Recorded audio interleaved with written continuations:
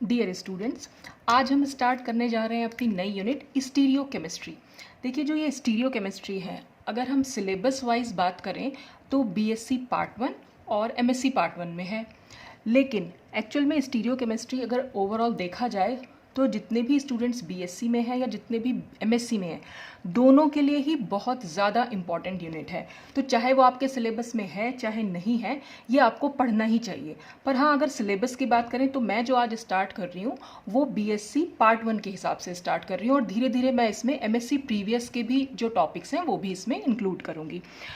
तो stereo chemistry actual में BSc और एमएससी दोनों के लिए क्यों यूज़फुल है? क्योंकि स्टीरियो केमिस्ट्री अपने आप में ही ऑर्गेनिक केमिस्ट्री में बहुत ज़्यादा यूज़फुल, ऑर्गेनिक केमिस्ट्री की जो रिएक्शंस हैं उनको समझने में बहुत ज़्यादा हेल्प करती है। कई बार आप लोगों ने अगर देखा भी हो, अगर एमएससी के स्टूडेंट्स की बात करें कि रिएक्शंस पढ़ते समय हमें कई बार देखने को मिलता है कि कुछ रिएक्शंस स्टीरियो स्पेसिफिक है, कुछ रिएक्शन स्टीरियो सिलेक्टिव है, तो उनका क्या मतलब है ये सब हम स्टीरियो केमिस्ट्री में समझते हैं।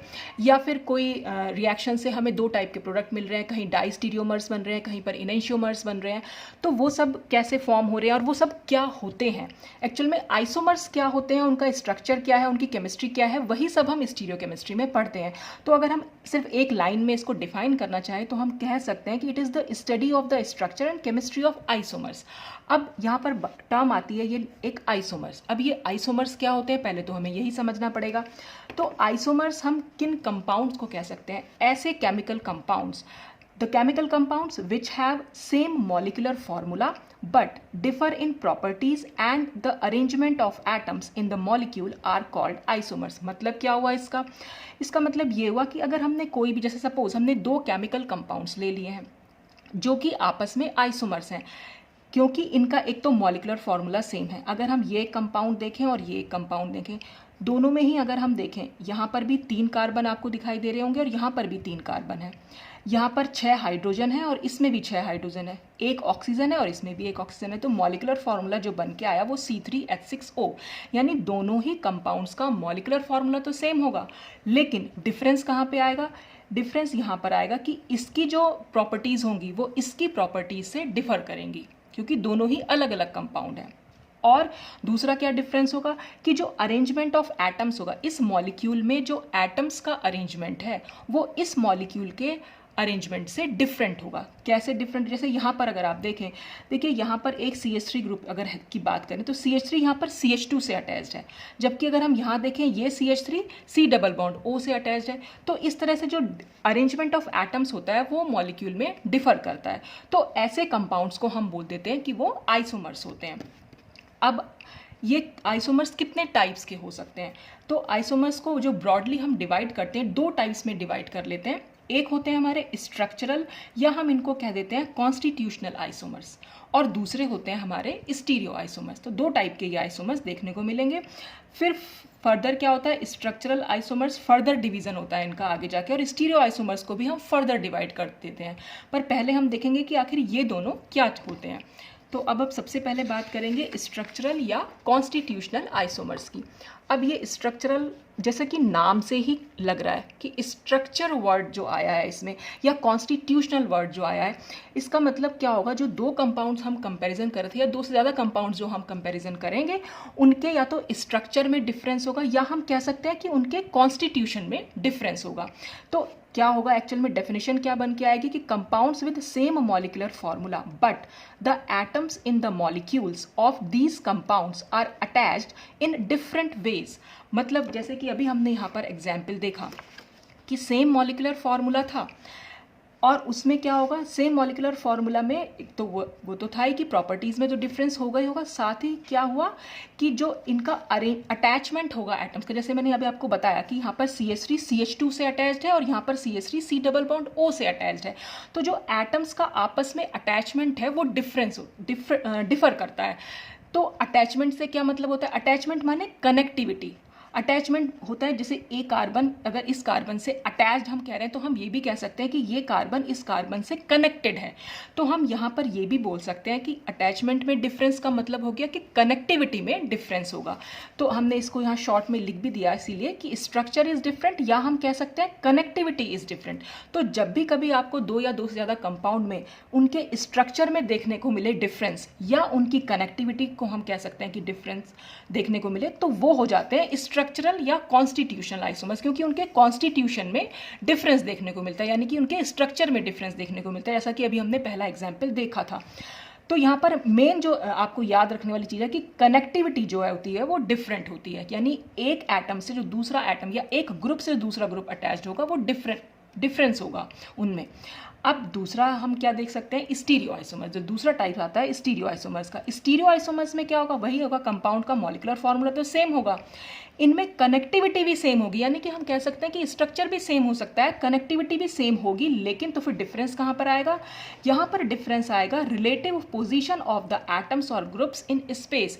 स्पेस में जो इनके मॉलिक्यूल में एटम या ग्रुप्स हैं उनके रिलेटिव पोजीशन में हमें डिफरेंस देखने को मिलता है। कैसे, यानी हम यहाँ कह सकते हैं कि कनेक्टिविटी जो है वो सेम होगी।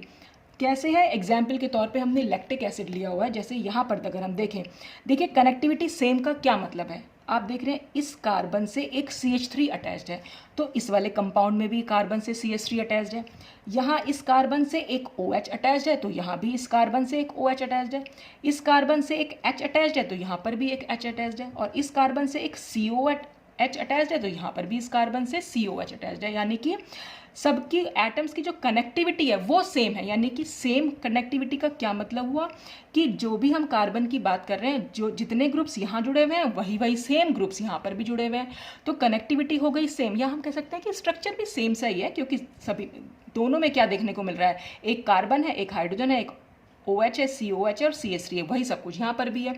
तो कनेक्टिविटी तो सेम हुई, लेकिन डिफरेंस कहाँ पर देखने को मिल रहा है, जैसे कि आप देख ही सकते हैं कि इस कार्बन से जो OH है वो राइट हैंड साइड पर, यानी कि इधर सीधे हाथ की तरफ जो है वो जुड़ा हुआ है, और यहाँ पर कार्बन से जो OH है वो लेफ्ट हैंड साइड पर जुड़ा हुआ है। ऐसे ही हम यहाँ पर हाइड्रोजन को देखें तो हाइड्रोजन जो है लेफ्ट हैंड साइड पर है और यहाँ हाइड्रोजन जो है वो राइट हैंड साइड पर है। तो हम इसी को कह रहे हैं कि यही है रिलेटिव पोजीशन, यानी कि एक दूसरे के कंपैरिजन में अगर हम दोनों की पोजीशन की बात करें तो ये एटम है और इसको हम ग्रुप बोल रहे हैं, तो एटम या ग्रुप की जो रिलेटिव पोजीशन है उसमें डिफरेंस देखने को मिलता है। तो कनेक्टिविटी सेम होती है, लेकिन रिलेटिव पोजीशन ऑफ एटम्स या ग्रुप्स जो होती है वो डिफरेंट होती है। तो इन दोनों में जो बेसिक डिफरेंस है वो कनेक्टिविटी का ही डिफरेंस है। यहाँ पर अगर आपको कोई भी कंपाउंड, 2 या 3 कंपाउंड देखकर आपको कहीं पर कनेक्टिविटी में डिफरेंस देखने को मिल रहा है तो वो स्ट्रक्चरल आइसोमर्स होंगे, या हम उनको अब कॉन्स्टिट्यूशनल आइसोमर्स ज़्यादा अच्छा कहते हैं। और अगर कनेक्टिविटी सेम हुई तब हम उनको स्टीरियो आइसोमर्स कहते हैं। तो ये चीज़ आपको मेन डिफरेंस जो है दोनों के बीच में देखने को मिलेगा। अब जो हम डिटेल स्टडी करेंगे अभी फिलहाल वो करेंगे स्ट्रक्चरल या कॉन्स्टिट्यूशनल आइसोमर्स की, क्योंकि इनको भी फर्दर डिवाइड किया गया है। अब देखते हैं नेक्स्ट हमारा कि टाइप्स ऑफ स्ट्रक्चरल आइसोमर्स। अब टाइप्स में सबसे पहले आते हैं नंबर 1 चेन आइसोमर्स। तो जो भी यहाँ वर्ड लिखा हुआ है बस उसी में डिफरेंस देखने को मिलता है। अगर चेन आइसोमर्स है तो वो डिफर किस में करेंगे, कार्बन चेन में, यानी दोनों ही कंपाउंड्स में हमें कार्बन चेन में डिफरेंस देखने को मिलेगा। जैसे फॉर एग्जांपल अगर हमने एक ये कंपाउंड लिया हुआ है और एक ये कंपाउंड लिया हुआ है, दोनों का मॉलिक्यूलर फॉर्मूला सेम है C4H10, यानी इसमें अगर आप देखें तो 4 ही कार्बन है और यहाँ भी अगर आप देखें तो 4 कार्बन है। अगर आप यहाँ काउंट करेंगे तो 10 हाइड्रोजन है और यहाँ भी अगर काउंट करेंगे तो 10 ही हाइड्रोजन है। तो यानी दोनों का मॉलिक्यूलर फॉर्मूला तो सेम हुआ, लेकिन डिफरेंस कहाँ पे आया, ये आप देख रहे हैं ये एकदम स्ट्रेट चेन कंपाउंड है, यानी सीधी चेन बनी चली जा रही है यहाँ पर। और यहाँ आप देख रहे हैं यहाँ पर ब्रांचिंग हो गई है, इसमें से एक ब्रांच निकल के आ गई है। तो ये स्ट्रेट चेन कंपाउंड हुआ और ये ब्रांच चेन कंपाउंड है। तो यानी कि दोनों की कार्बन चेन में डिफरेंस देखने को मिला। या आप ऐसे भी देख सकते हैं इसको कि यहाँ पर एक 4 कार्बन की सीधी चेन दिखाई दे रही है, जबकि यहाँ पर सिर्फ 3 कार्बन की हमें सीधी चेन दिखाई दे रही है और ये जो मिथाइल ग्रुप है ये ब्रांच की तरह यहाँ पर अटैच्ड हो रखा है। तो जब भी कभी कार्बन चेन में डिफरेंस देखने को मिलता है वो हो जाते हैं चेन आइसोमर। और स्ट्रक्चरल आइसोमर्स तो हैं ही ये। स्ट्रक्चरल आइसोमर्स कैसे, क्योंकि वही आपको कनेक्टिविटी में डिफरेंस देखना है। CH3 यहाँ पर CH2 से अटैच्ड है, जबकि यहाँ अगर हम CH3 देखें तो वो एक CH से अटैच्ड है। तो ये डिफरेंस आप देख सकते हैं कनेक्टिविटी में। तो कनेक्टिविटी में अगर डिफरेंस होगा तो स्ट्रक्चरल आइसोमर्स, और स्ट्रक्चरल आइसोमर्स को भी फर्दर डिवाइड कर रहे हैं हम आगे। अगर उसमें देखना है कि कौन सा स्ट्रक्चरल आइसोमर है, तो अगर वो चेन में डिफरेंस देखने को मिल रहा है तो चेन आइसोमर्स। सेकंड आता है इसमें पोजीशन आइसोमर्स, जैसे कि नाम से ही क्लियर हो रहा है, इसका मतलब इसमें डिफरेंस देखने को मिलेगा पोजीशन में। लेकिन किसकी पोजीशन में? फंक्शनल ग्रुप्स की। फंक्शनल ग्रुप आपने पढ़े भी होंगे कि फंक्शनल ग्रुप्स क्या होते हैं, जैसे एल्डिहाइड ग्रुप हो गया, कीटोनिक ग्रुप हो गया, अल्कोहल ग्रुप हो गया, ये सब फंक्शनल ग्रुप्स होते हैं। ये आपने 12th क्लास में पढ़े होंगे। तो जैसे यहाँ पर अगर हम देखें, इन दोनों कंपाउंड्स का जो मॉलिक्यूलर फॉर्मूला है वो है C3H8O, यानी कि दोनों में अगर आप देखें यहाँ पर भी 3 कार्बन है तो इसमें भी 3 कार्बन है, यहाँ 8 हाइड्रोजन है तो यहाँ भी 8 हाइड्रोजन है, ये एक ऑक्सीजन तो यहाँ पर भी एक ऑक्सीजन है। तो दोनों का मॉलिक्यूलर फॉर्मूला सेम हुआ, लेकिन चेंज कहाँ पर आया? यहाँ पर फंक्शनल ग्रुप में की पोजीशन में चेंज आया। दोनों में फंक्शनल ग्रुप सेम होते हैं, लेकिन उन फंक्शनल ग्रुप की पोजीशन, अब पोजीशन हम कैसे निकालेंगे? अगर आप नंबरिंग दें, या आपने नॉमेनक्लेचर में पढ़ा भी होगा, जब भी हम कभी नंबरिंग करते हैं तो फंक्शनल ग्रुप जहाँ प्रेजेंट होता है उसी कार्बन से हम उसको स्टार्ट करते हैं। तो यहाँ पर इस कार्बन से ये OH ग्रुप अटैच है, तो इस कार्बन को हमने नंबर 1 दिया, ये नंबर 2 और ये नंबर 3। तो आप यहाँ देख रहे हैं कि 1 कार्बन से यहाँ पर OH ग्रुप अटैच है, यानी एल्कोहलिक ग्रुप जो है वो 1 कार्बन से अटैच्ड है। जबकि अगर हम यहाँ पर नंबरिंग करें तो आप चाहे यहाँ से नंबरिंग शुरू कर लीजिए, चाहे आप यहाँ से नंबरिंग शुरू कर लीजिए, हमेशा 2 नंबर कार्बन पर ही OH जुड़ा हुआ मिलेगा आपको। तो यहाँ पर 2 नंबर से जुड़ा हुआ है हाइड्रोक्सिल ग्रुप, और यहाँ पर 1 नंबर से हाइड्रोक्सिल ग्रुप जुड़ा हुआ है। तो इसका मतलब यहाँ पर डिफरेंस कहाँ आया? पोजीशन में। पोजीशन कैसे? ये नंबर 1 कार्बन है और यहाँ नंबर 2 कार्बन है। तो अगर फंक्शनल ग्रुप की पोजीशन में डिफरेंस देखने को मिलता है तो वो होती है पोजीशन आइसोमर्स। फिर नंबर 3 आती है फंक्शनल ग्रुप आइसोमर एक्चुअली है, या हम इसको फंक्शनल आइसोमर्स भी बोल सकते हैं। तो फंक्शनल आइसोमर्स क्या होते हैं? जहाँ पर हमें फंक्शनल ग्रुप में डिफरेंस देखने को मिले। देखिए यहाँ पर हमें क्या मिल रहा था? फंक्शनल ग्रुप सेम थे, लेकिन उनकी पोजीशन में डिफरेंस देखने को मिल रहा था। यहाँ पर आपको दोनों ही कंपाउंड्स में फंक्शनल ग्रुप ही डिफरेंट देखने को मिलेगा, यानी दोनों का मॉलिक्यूलर फॉर्मूला फिर से सेम है, लेकिन डिफरेंस कहाँ पे आया है? यहाँ पे अगर आप देखें तो यहाँ पर O से ये वाला ग्रुप जो होता है इसको हम बोल देते हैं ईथर ग्रुप। तो ये ईथर ग्रुप है, और जबकि यहाँ अगर हम देखें तो ये एक एल्कोहलिक ग्रुप है। OH जो होता है वो एल्कोहलिक ग्रुप हुआ और ये ईथर ग्रुप हुआ। तो दोनों के फंक्शनल ग्रुप में ही डिफरेंस देखने को मिल रहा है। तो जब फंक्शनल ग्रुप ही डिफरेंट होते हैं तो वो होता है फंक्शनल आइसोमर्स। फिर नेक्स्ट आते हैं इसमें मेटामर्स। मेटामर्स में क्या होगा? मेटामर्स में होता है कि एक फंक्शनल ग्रुप के जो दोनों तरफ एल्काइल ग्रुप की चेन होगी वो डिफर करेगी, यानी उसमें डिफरेंस देखने को मिल जाएगा। जैसे अगर हम यहाँ पर देखें, देखिए अगर आप ये कंपाउंड देखें, इसमें ऑक्सीजन के साथ यहाँ पर हमने 2 बॉन्ड इस तरह से दिखा रखे हैं और यहाँ पर भी ऑक्सीजन के साथ 2 बॉन्ड इधर उधर दिखाए हुए हैं। इसका मतलब ये दोनों ही ईथर ग्रुप हैं, यानी कि दोनों में फंक्शनल ग्रुप तो सेम है, लेकिन इस फंक्शनल ग्रुप के अगर हम दोनों साइड देखें तो दोनों साइड हमें डिफरेंट ग्रुप देखने को मिलेंगे। कैसे? देखिए यहाँ पर अगर ऑक्सीजन के इस साइड अगर हम देखें, यहाँ पर 2 कार्बन है। 2 कार्बन का मतलब हो गया कि ये एक इथाइल ग्रुप है। यहाँ पर भी 2 कार्बन है, इसका मतलब ये भी एक इथाइल ग्रुप है, यानी ऑक्सीजन के दोनों साइड यहाँ पर इथाइल ग्रुप जुड़े हुए हैं। जबकि आप इस कंपाउंड में अगर देखें, ऑक्सीजन की इधर सिर्फ 1 कार्बन है, यानी ये एक मिथाइल ग्रुप हुआ, और इधर की साइड आपको 3 कार्बन दिखाई दे रहे होंगे, तो यानी कि ये एक प्रोपाइल ग्रुप हुआ। तो इसलिए ये जो कंपाउंड हुआ इस कंपाउंड से डिफर हुआ, क्योंकि दोनों मतलब जो हम ईथर ग्रुप देख रहे थे उसके दोनों साइड अगर एल्काइल ग्रुप की चेन जो होती है उसमें अगर डिफरेंस देखने को मिलता है तो वो कंपाउंड्स हमारे मेटामर्स होते हैं। तो इस तरह से आप इसमें डिफरेंस देख सकते हैं। अब मेटामर्स के बाद नेक्स्ट जो होता है टॉटोमर्स। टॉटोमर्स सबसे ज़्यादा इंपॉर्टेंट आइसोमर्स होते हैं। ऑर्गेनिक केमिस्ट्री में बहुत सारी जगह पर हम इनको यूज़ करते हैं। जनरली कीटो इनोल टॉटोमर्स हमें देखने को मिलते हैं, हालांकि और भी कई टाइप्स होते हैं टॉटोमर्स के, पर कीटो इनोल टॉटोमर्स सबसे ज़्यादा इंपॉर्टेंट होते हैं। और ऑर्गेनिक रिएक्शंस में आपको अक्सर देखने को मिल जाएगा, कीटो फॉर्म है तो उसे इनोल फॉर्म में चेंज किया होगा, या इनोल फॉर्म है तो उसे कीटो फॉर्म में चेंज किया होगा। तो टॉटोमर्स एक्चुअल में क्या होते हैं? इनमें क्या होता है, जो एटम्स की रिलेटिव पोजीशन होती है उसमें डिफरेंस देखने को मिलेगा। अभी मैं आपको बताऊंगी कैसे वो एटम्स की रिलेटिव पोजीशन में डिफरेंस देखने को मिलता है। और ये दोनों आइसोमर जो भी हमारे आइसोमर्स होते हैं ये हमेशा एक डायनामिक इक्विलिब्रियम में रहते हैं। और यहाँ पर एक इंट्रामॉलिक्यूलर प्रोटॉन ट्रांसफर देखा जा सकता है। इंट्रामॉलिक्यूलर क्या, एक ही मॉलिक्यूल के अंदर प्रोटॉन का ट्रांसफर होता है और उसी ट्रांसफर की वजह से हमें ये दोनों आइसोमर्स जो हैं वो देखने को मिलते हैं। जैसे सबसे पहले इस टॉटोमर्स को भी हम डिफरेंट टाइप्स में डिवाइड कर सकते हैं। सबसे पहले आता है इसमें कीटो इनोल टॉटोमर्स। तो जैसे नाम से ही लग रहा है कि एक हमारी कीटो फॉर्म हो जाएगी और दूसरी इनोल फॉर्म हो जाएगी। अब देखिए इस कंपाउंड को, ये एसिटो एसिटिक एस्टर है, अगर हम इस कंपाउंड को ध्यान से देखें तो यहाँ पर क्या है, ये C डबल बॉन्ड O, यहाँ पर हमें ये कीटो ग्रुप दिखाई दे रहा है। यानी C डबल बॉन्ड O आप लोगों को पता ही होगा, जैसे हम एसीटोन में देख लेते हैं, कीटोन जो ग्रुप होते हैं उसमें C डबल बॉन्ड O होता है। यानी उसको अगर हम शो करें जनरली तो हम इस तरह से शो कर देते हैं। अच्छा, अब इससे कंफ्यूज मत हो जाएगा कि यहाँ पर भी C डबल बॉन्ड है। एक्चुअल में ये पूरा का पूरा एक ग्रुप है, ये है एस्टर ग्रुप। तो ये एस्टर ग्रुप है, यहाँ पर C डबल बॉन्ड O मत मानिएगा इसको, क्योंकि ये C डबल बॉन्ड O, फिर इससे आगे ऑक्सीजन और फिर ये इथाइल ग्रुप, तो ये पूरा एस्टर ग्रुप है। यहाँ पर है ये C डबल बॉन्ड O, इसलिए हम इसको कीटो फॉर्म बोल रहे हैं। अब कीटो फॉर्म से अगर हमें इनोल फॉर्म बनानी है, अब सबसे पहले देख लीजिए कि इनोल फॉर्म होती क्या है। इसमें क्या होगा, एक ईन होगी, यानी ईन का क्या मतलब होता है, डबल बॉन्ड, और ओल होगा, ओल का क्या मतलब होता है, OH। तो देख रहे हैं आप यहाँ पर C डबल बॉन्ड C, ये तो डबल बॉन्ड की वजह से हमने इसको ईन बोल दिया, और इस कार्बन से एक OH भी जुड़ा हुआ है इसलिए हमने इसको ओल बोल दिया। तो एक ही कार्बन से डबल बॉन्ड और अगर OH जुड़ा हुआ होता है तो हम वो फॉर्म हमारी कहलाती है इनोल फॉर्म। अब अगर हमें कीटो फॉर्म को इनोल फॉर्म में चेंज करना हो तो हम कैसे कर सकते हैं। देखिए यहाँ पर क्या हुआ है, जो इस एरो के हिसाब से अगर आप समझें, ये जो बॉन्ड है ये बॉन्ड ऑक्सीजन पर शिफ्ट हो गया। जब ये बॉन्ड ऑक्सीजन पर शिफ्ट हो जाएगा तो उस समय कार्बन के कितने बॉन्ड आ जाएंगे, ये 1, ये 2 और ये 3। लेकिन कार्बन की होती है 4 वैलेंसी, तो हमें वो 4 वैलेंसी पूरी कैसे करनी तो पड़ेंगी। तो वो बगल वाला जो इसका नेबरिंग कार्बन है वहाँ से एक बॉन्ड जो है सिग्मा बॉन्ड यहाँ पर शिफ्ट हो जाएगा। तो जैसे ही ये बॉन्ड यहाँ शिफ्ट होगा, अब यहाँ पर डबल, इस कार्बन और इस कार्बन के बीच में डबल बॉन्ड आ जाएगा। तो ये डबल बॉन्ड, ये एक सिंगल बॉन्ड और ये एक सिंगल बॉन्ड, तो कुल मिलाकर 4 बॉन्ड यहाँ पूरे हो जाएंगे।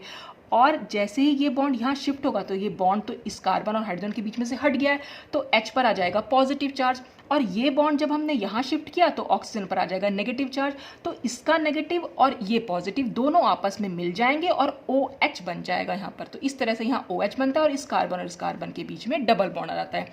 तो या तो आप इसको बॉन्ड शिफ्टिंग से समझ सकते हैं या फिर आप इसको ऐसे भी समझ सकते हैं। देखिए C double bond O actual में क्या, ऑक्सीजन ज़्यादा इलेक्ट्रोनेगेटिव होता है कार्बन के कंपेरिजन में, इसलिए हमेशा ये बॉन्ड हमेशा ऑक्सीजन के ऊपर ही शिफ्ट होगा।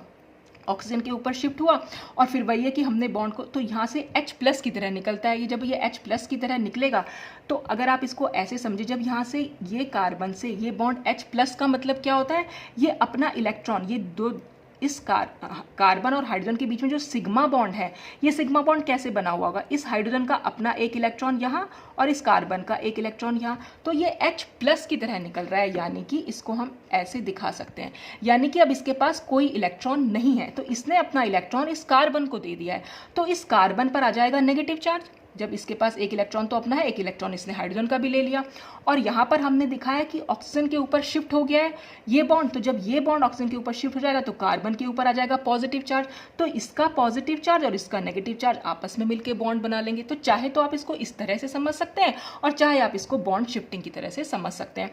तो ये कीटो फॉर्म जो है वो इनोल फॉर्म में इस तरह से चेंज हो जाती है। अब हमने यहाँ लिखी थी एक लाइन कि इंट्रामॉलिक्यूलर प्रोटॉन ट्रांसफर। इंट्रामॉलिक्यूलर का मतलब होता है एक ही मॉलिक्यूल में आपको प्रोटॉन ट्रांसफर दिखाई देगा और उस प्रोटॉन ट्रांसफर की वजह से ये कीटो इनोल टॉटोमेरिज्म या टॉटोमर्स जो है वो फॉर्म होते हैं। तो ये एक ही मॉलिक्यूल है, इस मॉलिक्यूल में क्या हुआ है एक्चुअल में, इस फॉर्म में और इस फॉर्म में क्या डिफरेंस है कि यहाँ पर H जो था इस कार्बन से अटैच था और इस वाली फॉर्म में यही H जो है इस ऑक्सीजन से अटैच्ड है। तो क्या हो गया, और ये H कैसे गया है, H प्लस की फॉर्म में, मैंने आपको भी बताया ही था। और H प्लस को क्या कहते हैं, हम प्रोटॉन बोलते हैं। तो प्रोटॉन का एक्चुअल में ट्रांसफर हुआ है, यहाँ पर इस कार्बन से इस ऑक्सीजन पर प्रोटॉन का ट्रांसफर हुआ है, तो इसी को हम बोल रहे हैं इंट्रामॉलिक्यूलर प्रोटॉन ट्रांसफर। तो जिस तरह से हमारे पास इनोल फॉर्म बन जाती है। अगर हमें इनोल फॉर्म को कीटो फॉर्म में चेंज करना होगा तो हम कैसे कर सकते हैं। देखिए ऑक्सीजन के ऊपर ये लोन पेयर तो रहते ही हैं, ठीक है। ऑक्सीजन के पास अपने कितने इलेक्ट्रॉन होंगे, 6 इलेक्ट्रॉन्स होते हैं। तो 1 2 3, 4 और जो O और H के बीच में बॉन्ड बना हुआ है हम जिसको इस तरह से दिखा सकते हैं, तो ये एक इलेक्ट्रॉन और नीचे कार्बन के साथ बना हुआ एक बॉन्ड, तो इसका अपना ये इलेक्ट्रॉन, तो 4 इलेक्ट्रॉन तो ये हो गए, 5वां ऐसे H के बीच में आया और छठा ये, तो कुल मिलाकर 6 इलेक्ट्रॉन।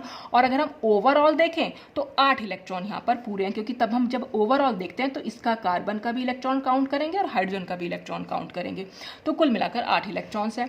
तो अब अगर क्या होगा जब कीटो फॉर्म को इनोल फॉर्म में चेंज करना हो तो कैसे कर सकते हैं, ये जो लोन पेयर के इलेक्ट्रॉन्स हैं, यानी ये जो लोन पेयर ऑक्सीजन पर है, ये इस बॉन्ड पर शिफ्ट हो जाएंगे, यानी कि यहाँ पर आ जाएंगे, कार्बन और ऑक्सीजन के बीच में एक एक्स्ट्रा बॉन्ड और बन जाएगा, यानी कि सिंगल बॉन्ड था तो वो डबल बॉन्ड में चेंज हो जाएगा, तो वो डबल बॉन्ड यहाँ, और जैसे ही ऑक्सीजन यहाँ इसको बॉन्ड देगा तो क्योंकि ऑक्सीजन ने अपने लोन पेयर ऑफ इलेक्ट्रॉन दिए हैं इसलिए ऑक्सीजन पर आ जाता है पॉजिटिव चार्ज।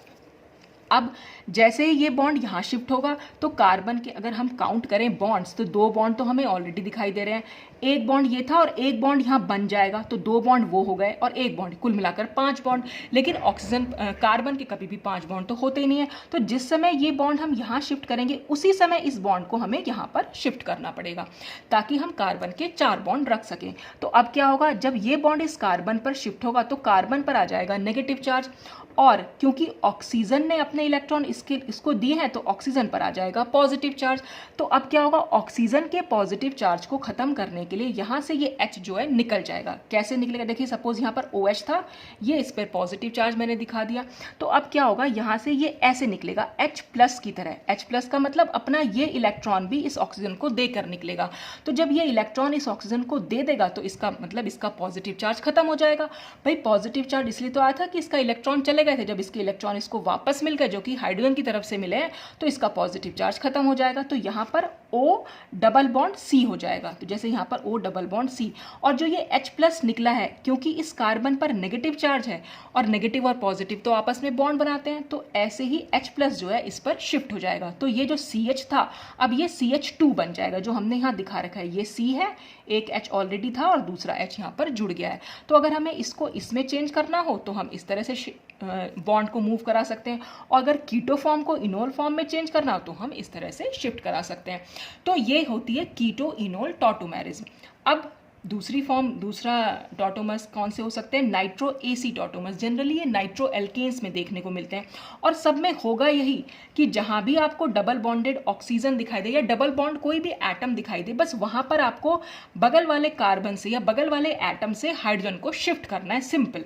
जैसे यहाँ पर हुआ है, अब यहाँ पर आपको हाइड्रोजन यहाँ दिखाई दे रहा है और यहाँ पर डबल बॉन्ड ऑक्सीजन भी है, तो फिर से क्या होगा, ये बॉन्ड यहाँ शिफ्ट कर जाएगा और जो C और H के बीच का एक सिग्मा बॉन्ड था वो बॉन्ड यहाँ शिफ्ट कर जाएगा, और H जो है प्लस की तरह बिल्कुल ऐसे ही होगा। जो मैंने पूरी मैकेनिज्म यहाँ समझा दी है, सब कुछ हमेशा यहाँ पर भी हर चीज़ में वैसे ही होना है।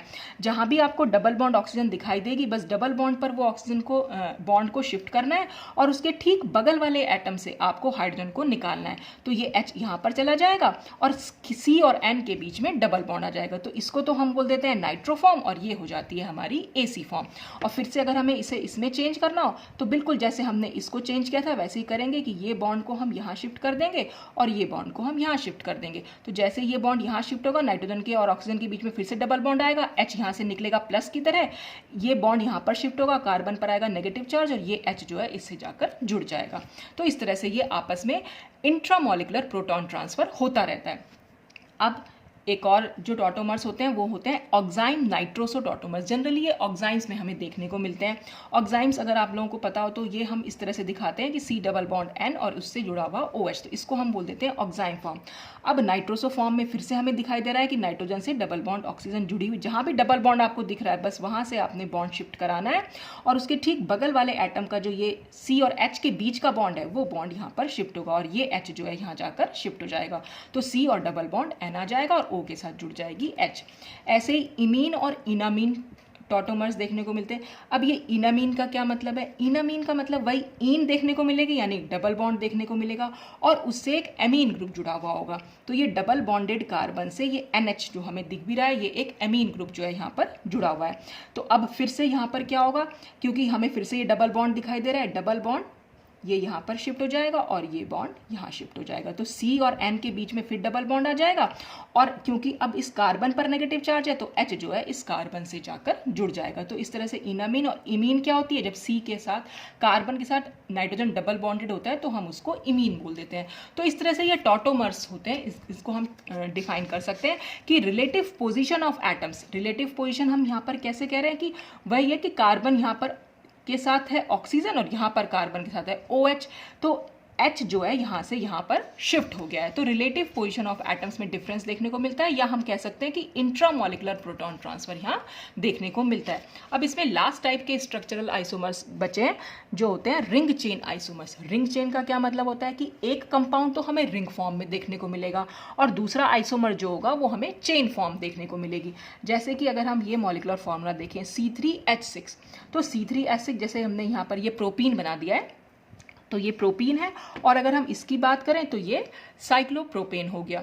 तो अब आप देखें दोनों में ही 3 कार्बन है, यहाँ पर क्या होगा, एक स्ट्रेट चेन है, ये पूरा चेन वाला कंपाउंड है, और यहाँ पर एक रिंग बन के आ गई है।